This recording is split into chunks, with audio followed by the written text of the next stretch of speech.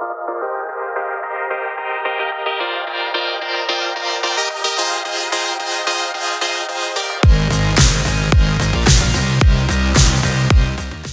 I'm Teresa Hansen. I'm Vice President of Global Content for Clarion Energy. I'm here at DISTRIBUTECH 2020 in San Antonio, and I'm speaking today with Suzanne Russo, who is the CEO of Pecan Street. She was also a luminary speaker in our e-mobility and smart cities hub today. Suzanne, thank you for being here. Thank you, Teresa. So happy to be here. Thanks. So let's start out with you just telling our viewers a little bit about Pecan Street. Some of them may not be familiar with it, so you want to start with just kind of the history? Great, yes. Pecan Street is a really interesting organization. We were founded about 10 years ago by a stakeholder committee that was formed by the City of Austin. It was a combination of public and private entities that sought to understand how do we bring about the smart grid of the future.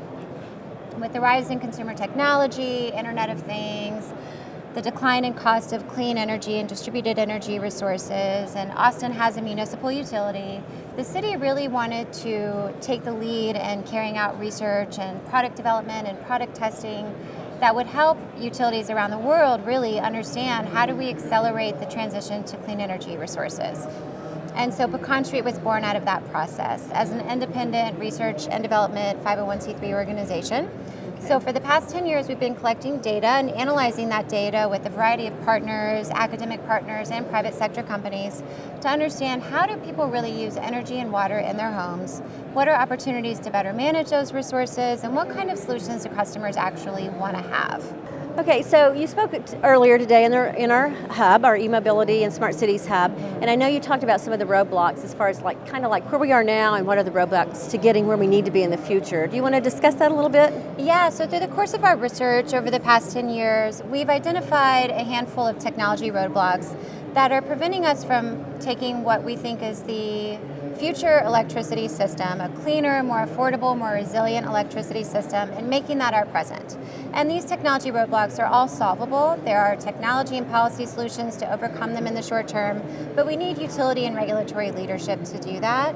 And they really center around data, creating more high fidelity data from more places and getting that data into the hands of innovators and policymakers, interoperability of these new distributed energy resources, and then autonomous intelligence, using that data to create AI applications that actually let distributed energy resources respond in real time to grid conditions and grid needs to increase the value of those resources to our overall grid system, and also to create more affordable and more resilient power systems. Okay. Well, I know you talked about data, obviously collecting a lot of data. And I've heard that you've talked about kind of the need for a data utility. Do you want to talk a little bit about what that is? Yeah, that's been a fun topic to discuss at this conference.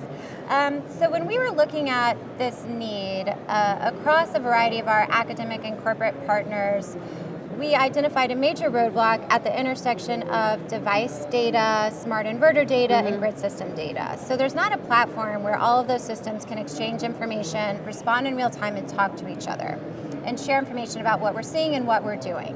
And what we realized is there needs to be that open platform that provides overall system benefits, that's cyber secure, that's controlled by a central entity, that's probably not a single private company, because that's a position of risk for our communities. And when we looked around for models, we realized electric utilities are actually the model for that kind of solution. A regulated utility that lets private companies benefit from a public good, which is all of the data that we as individuals and households create, but profit from that resource within a limited set of bounds that ensures there's access and affordability and transparency within that system. So data utilities seem to be a great natural solution. And actually last month, the world's first data utility was established in the city of Dortmund, Germany.